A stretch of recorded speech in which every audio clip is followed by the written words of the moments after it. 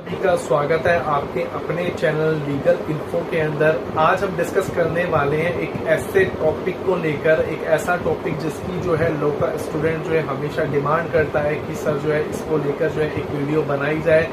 वो वीडियो जो है एआईबी एग्जाम को लेकर आज जो है वीडियो मैं आपके लिए बनाई है मैंने। इस वीडियो के अंदर मैं आपको बेसिक बातें बताऊंगा कि किस प्रकार से आप जो है अपना एक ही बारी के अंदर जो है एग्जाम को जो है क्लियर कर पाएंगे और क्या क्या कंसेप्ट आपको इसके अंदर यूज करना है, किन कंसेप्ट को लेकर आपको आगे बढ़ना है और कैसे कैसे आप जो है एक एक चीज को क्लियर करते हुए जाएंगे। और damn sure if you follow this thing then I'm definitely sure कि you will achieve and you will clear the AIB exam।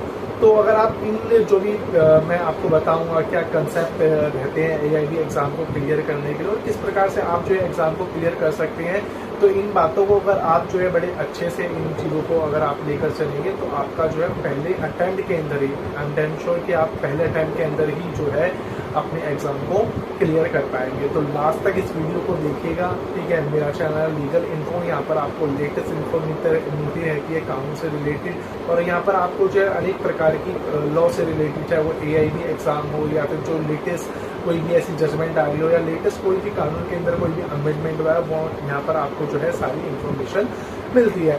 तो लास्ट तक इस वीडियो के अंदर आपको बने रहना है और इस वीडियो के अंदर हम जो है डिस्कस करेंगे एक बहुत बड़ा टॉपिक जो लॉ के स्टूडेंटों की डिमांड आ रही है कि सर AIB एग्जाम 17 को हम कैसे क्लियर करें, उसको लेकर सर आप जो है एक वीडियो बनाइए। तो आज की वीडियो वही है। अब देखिए, सबसे पहले मैं एक छोटा सा आपको ब्रीफ के अंदर बता भी देता हूँ, जो वीडियो को पहली बार देख रहे हैं, ठीक है, उन लोगों के लिए ये बहुत इंपॉर्टेंट है, या फिर जिनको AIB एग्जाम के बारे में जानकारी नहीं है तो उन लोगों के लिए वीडियो का जो मैं अभी आपको कुछ बातें बता रहा हूँ वो भी बहुत ज़रूरी है आपको बताने के लिए। तो देखिए AIB एग्ज़ाम क्या होता है, सबसे पहले हमारे लिए ये जानना ज़रूरी होता है। तो देखिए AIB एग्ज़ाम, जिसका पूरा नाम होता है ऑल इंडिया बार एग्ज़ाम, ठीक है।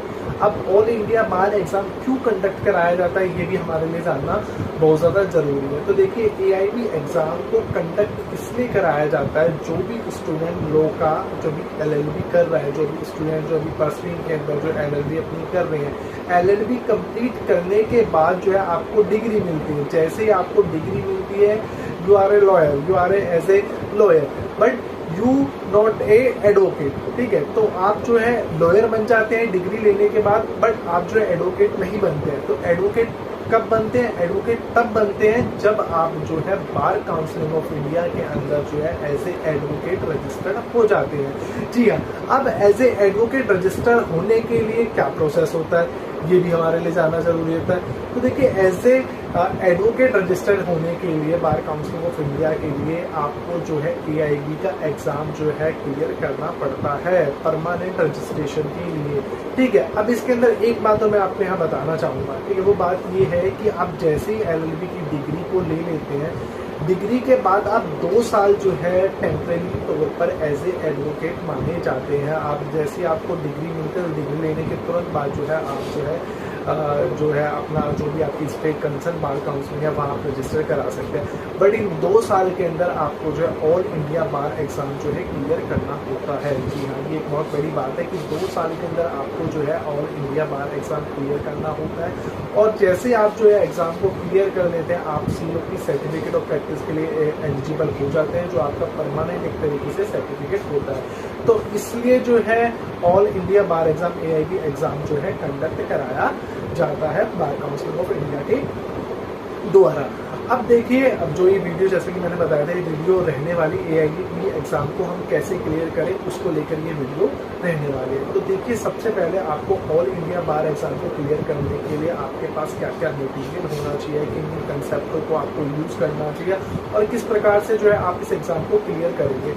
तो देखिए, सबसे पहले तो मैं लेटेस्ट जो अभी ऐसी सूचना आ रही है, ऐसी इन्फॉर्मेशन आ रही है, वो इन्फॉर्मेशन ये आ रही है कि अब तक जो AIB 16 का एग्जाम हुआ था, वो तो जो है आपका जो है कॉपी बेस्ड हुआ था, it means hard copy based हुआ था। वो आप जो एग्जामिनेशन सेंटर पर जाकर जो है लोगों ने जो है स्टूडेंट ने जो है एग्ज़ाम दिया था। बट अब AIB 17 का जो एग्ज़ाम जो मे बी शायद जो कंफर्म ही एक तरीके से न्यूज़ है, क्योंकि अभी जो है बार काउंसिल ऑफ इंडिया को उसे टेंडर के लिए इन्विटेशन दिया गया है BD के लिए।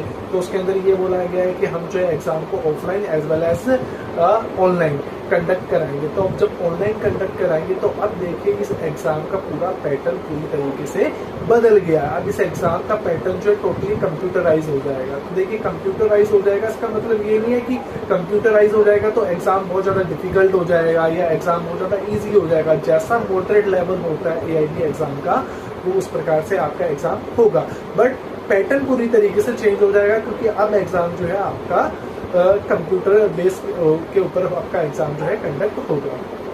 अब देखिए इसके अंदर हमें करना क्या है। अब देखिए हमें इसके अंदर करना क्या है, आप वही कंसेप्ट यूज कीजिए जैसे आप स्टार्टिंग से अपनी एलएलबी के अंदर यूज करते आ रहे हैं। देखिए अगर मैं इस बात को श्योरिटी देता हूँ, अगर आपने एलएलबी को अच्छे से पढ़कर आपने एग्जाम दिए हैं तो मैं श्योरिटी देता हूँ इस बात की कि आप जो है एग्जाम सेंटर के अंदर आप जैसे जाएंगे, आप इवन आप पढ़ के भी नहीं जाएंगे तो भी आप जो है अपना एग्जाम अच्छे से क्लियर कर पाएंगे, अगर आपने एलएलबी को बड़े अच्छे से पढ़ा हुआ है। क्योंकि वही क्वेश्चन जो है एआईबी एग्जाम के अंदर मोस्टली पूछे जाते हैं जो आपने जो एलएलबी के अंदर पढ़े होते हैं। अब देखिए एआईबी एग्जाम के अंदर टोटल कितना सिलेबस को कवर किया जाता है। तो देखिए टोटल ऐसे 19 सब्जेक्ट है जिनके अंदर जो है एआईबी एग्जाम से क्वेश्चन पूछे जाते हैं। हर एग्जाम की विंटेज अलग अलग होती है। फॉर एग्जाम्पल सीआरपीसी हो गया, सीपीसी हो गया, आईपीसी हो गया, ये एक ऐसे या इंडियन एविडेंस लॉ हो गया। तो ये ऐसे सब्जेक्ट हैं टॉप प्रायोरिटी की जिनके अंदर जो है 5 से 6 सब्जेक्ट ऐसे हैं जिनमें आपका जो है 60% सिलेबस जो है इसी के अंदर से आता है, क्योंकि इनमें से 10-10 नंबर के क्वेश्चन है, हर सब्जेक्ट से 10-10 नंबर का क्वेश्चन पूछा जाता है। तो ये ऐसे 5 से 6 सब्जेक्ट हो गए जिनमें से 10-10 नंबर के क्वेश्चन पूछे जाते हैं, इन्हीं में से 8 का पूछा जाता है। तो 60% आप इन्हीं 5-6 जो सब्जेक्ट मैंने आपको बताया, अगर आप इसे अच्छे से कर लेते हैं तो इसे करने के बाद डेफिनेटली आप जो है एग्जाम को क्लियर कर पाएंगे। आप देखिए टोटल सब्जेक्ट तो होते हैं 19, तो 19 सब्जेक्ट को भी आप धीरे धीरे पढ़ेंगे तो आप जो है उनको डेफिनेटली आप जो बड़े एग्जाम को अच्छे से क्लियर कर पाएंगे। तो अब देखिए इसके अंदर एक बात ये है, स्टूडेंट ये पूछता है कि सर इसके अंदर क्या नेगेटिव मार्किंग होती है। तो देखिए नेगेटिव मार्किंग इसके अंदर नहीं होती है, ये मैं आपको बता दूं, नेगेटिव मार्किंग नहीं होती है। सिंपली आपको जितने भी आप क्वेश्चन जो है इसके अंदर आंसर देंगे तो आप उतने ही आप जो है आपके आंसर जो है कंसिडर होंगे। मान लीजिए कि आपने 100 में से जो है 100 के 100 क्वेश्चन आप दे के आए हैं, ठीक है, तो डेफिनेटली उसी में से कंसिडर होंगे। पर आप ये मत सोचिए कि अगर मान लीजिए 100 में से आपके 10 गलत हो गए तो आपको कोई इसके अंदर नेगेटिव मार्किंग में से आपकी कोई विंटेज कम हो जाएगी, ऐसा कुछ नहीं है। तो इसलिए एग्जाम के अंदर आप पूरे के पूरे 100 क्वेश्चन को टिक करके आए, ठीक है। जितने आते हैं आप सबसे पहले उन्हें करें, जो नहीं आते फिर वही है एक हमारा एलिमिनेशन मेथड होता है या फिर वो आखिरी में जिसे बोलते हैं तुक्के वाला मेथड होता है, तो आखिरी में आपको वही यूज करना पड़ेगा। पर लेकिन देखिए इसके अंदर मैंने जैसा कि बताया कि आप जो है टोटल अगर 6 सब्जेक्टों को भी अच्छे से कवर कर लेते हैं तो ये 6 सब्जेक्ट जो है आपका पूरा का पूरा सिलेबस जो है एक तरीके से आपका कवर कर देंगे। और देखिए एआईबी एग्जाम के अंदर आपको ये नहीं कि 100 में से 100 मार्क्स लाने होते हैं, आपको टोटली जो है 100 का पेपर आता है। जो जनरल कैंडिडेट होते हैं और जो ओबीसी कैंडिडेट है उनके लिए 40% का क्राइटेरिया होता है, और जो SC ST होते हैं उनके लिए 35 का क्राइटेरिया होता है। तो आपको 100 में से सिर्फ 40 ही नंबर लेकर आने हैं और पास होने के लिए। आप जैसे ही पास हो जाएंगे तो आप जो है एज ए एडवोकेट रजिस्टर हो जाएंगे। अब देखिए एग्जाम का कंसेप्ट किस प्रकार का आपको यूज करना है, किन किन जो कंसेप्ट को यूज करते हुए आपको जो है अपना एग्जाम क्लियर करना है, या फिर मैं अपना पर्सनली अनुभव बताता हूँ मैंने कैसे अपना एग्जाम क्लियर किया था फर्स्ट एक ही अटेम्प्ट के अंदर। तो देखिए इसके लिए आप जो है बेर एक्ट को मैं इसके अंदर सबसे अच्छा मानता हूँ। अगर आपने LLB पढ़ी है अच्छे से तो डेफिनेटली आप वैसे भी कर पाएंगे। और फिर भी बाई चांस अगर आपको लगता है कि आपको क्या मटेरियल लेना चाहिए तो देखिए आप सबसे पहले जो है बेर एक्ट को परचेज कीजिए। बेर एक्ट को आप जैसे ही परचेज करेंगे तो परचेज करने के बाद मैं तो ऐसा बोलता हूँ कि बेर एक्ट को आप इतना भी डीपली में ना पढ़े, अगर आप उसके जो इंडेक्स होता है अगर आप उसे ही बड़े अच्छे से कवर कर लेंगे तो डेफिनेटली आप जो है अपना एग्जाम को बड़े अच्छे से क्लियर कर पाएंगे। क्योंकि मोस्टली क्वेश्चन ज्यादातर क्वेश्चन जो है आपके जो है सेक्शंस वाइज पूछे जाते हैं, ठीक है। फॉर एग्जाम्पल के लिए आईपीसी के अंदर मान लीजिए 10 नंबर की आईपीसी पूछी है तो 10 में से आपके 4 से 5 क्वेश्चन तो डायरेक्टली जो है सेक्शन से पूछे जाते हैं, और आप सीधा फ्रंट पे सेक्शन लिखे होते हैं, इंडेक्स पे आप जैसे सेक्शन को खोलेंगे आप जो है तुरंत ही उसे क्लियर कर लेंगे। अब देखिए इसके अंदर हमें करना क्या है, क्या थ्योरेटिकल चीज़ों का भी हमें ध्यान रखना है। जी हाँ, जो भी अगर थ्योरेटिकल कोई इंपॉर्टेंट कंसेप्ट है तो आप उन्हें भी पढ़कर लेकर जाएं, उन्हें भी अच्छे से अपने माइंड में सेट कर ले। कुछ लीडिंग केसेस होते हैं आप उन्हें पढ़ लें, जो इंपॉर्टेंट केस होते हैं लीडिंग केस, उन्हें भी अगर आप पढ़ेंगे तो वो भी आपके कहीं ना कहीं एग्जाम के अंदर काम आ रहे हैं। अब देखिए, अब मैं बात करता हूँ कि एग्जाम के अंदर बच्चा गलती कहाँ करता है, वो हम अब डिस्कस करते हैं। देखिए, होता क्या है, एआईबी एग्जाम के अंदर 3 घंटे का ये एग्जाम होता है। अब 3 घंटे के अंदर बच्चे को ये लगता है कि भाई मैं किस तरीके से भाई जल्दी से जल्दी क्वेश्चन कर लूँ, या फिर कई स्टूडेंट ऐसे होते हैं 3 घंटे के अंदर भी उनका एग्जाम जो है क्लियर नहीं होता। तो उसका कारण ये होता है कि स्टूडेंट जो है बार बार जो है बेरेक्ट को पलटता रहता है। ठीक है, मान लीजिए टोटल 19 सब्जेक्ट है, 19 वो बेरेक्ट लेके गया। पहला क्वेश्चन आया आईपीसी का, दूसरा क्वेश्चन आया सीआरपीसी का, तीसरा आया प्रॉपर्टी लॉ का, चौथा आया एविडेंस एक्ट का। अब बच्चा करता है कि पहला क्वेश्चन आया आईपीसी का बेरेक्ट उठाता है, वो बेरेक्ट से देखता रहता है कि कौन सा इसमें से क्वेश्चन आया। फिर उसके बाद अगला मान लीजिए इंडियन एविडेंस का आया, तो इंडियन एविडेंस एक्ट का बेरेक्ट उठाएगा। फिर जो मान लीजिए सीआरपीसी का उठाएगा। तो देखिए, मेरा इसके अंदर जो मैंने कंसेप्ट यूज किया, मैंने कंसेप्ट ये यूज किया कि सबसे पहले मैंने पेपर को अच्छे से पढ़ा। उस पेपर को पढ़ने के बाद जो है मैंने उसके अंदर ये देखा कि कौन कौन से, मान लीजिए शुरू के सबसे पहले मैंने आईपीसी का बेरेक्ट उठाया, और सबसे पहले आईपीसी के क्वेश्चन को मैं उसमें से पेपर के अंदर देखता रहा कि ये 10 क्वेश्चन जो है आईपीसी के पूछेगा। फिर सिर्फ मैंने आईपीसी को सबसे पहले बेरेक्ट उठाया और आईपीसी के क्वेश्चन को मैंने करना स्टार्ट किया।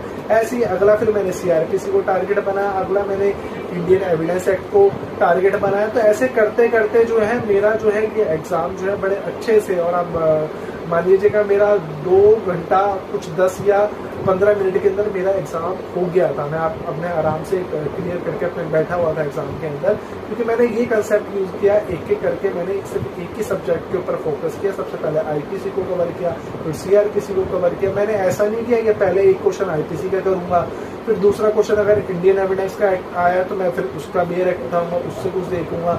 ठीक है, तो आपको ऐसा कुछ नहीं करना है। अगर पहली बात तो मैं ये कहूँगा, आपने पढ़ा है, क्योंकि मैंने देखिए मैंने पढ़ के गया था मैं, ठीक है, एलएलबी के अंदर भी, तो मैंने देख के मोस्टली क्वेश्चन तो मुझे देखते साथ ही समझ में आ गया था इनका आंसर क्या है। जहाँ कुछ नहीं समझ में आया वहाँ मैंने बेरेक्ट को यूज़ किया। तो देखिए, आप भी जो है इसी कंसेप्ट को अगर आप यूज़ करेंगे तो मैं डेफिनेटली आपको इस बात की श्योरिटी देता हूँ कि आप जो पहले अटेम्प्ट के अंदर ही आप अपना एग्जाम जो है क्लियर कर पाएंगे। और फिर भी अगर आपको कुछ ऐसा डाउट लग रहा है कि आपको कोई चीज़ समझ में नहीं आ रही कि क्या स्ट्रेटजी और किस प्रकार से हम इसे अच्छे से कर पाएंगे, तो आप मुझे अगर कमेंट के माध्यम से पूछ सकते हैं। मैं आपको कमेंट के माध्यम से आपको बताता रहूँगा कि आपको किस प्रकार से इस एग्ज़ाम को अच्छे से क्लियर करना है। बट आप एक ही कंसेप्ट यूज़ कीजिए जो मैं आपको बताना चाह रहा हूँ कि आप जो है अपनी एलएलबी पे अच्छे से फोकस कीजिए। उसके बाद जो आप बेरेक्ट को भी अच्छे से अगर आप लेके जाएंगे तो आपका पहले अटेम्प्ट के अंदर ही एग्ज़ाम जो है क्लियर हो जाएगा। तो देखिए, अगर वीडियो अच्छी लगी हो तो इसे शेयर करें, लाइक करें, और चैनल पर पहली बार आए हैं तो इसे सब्सक्राइब करें। Thank you.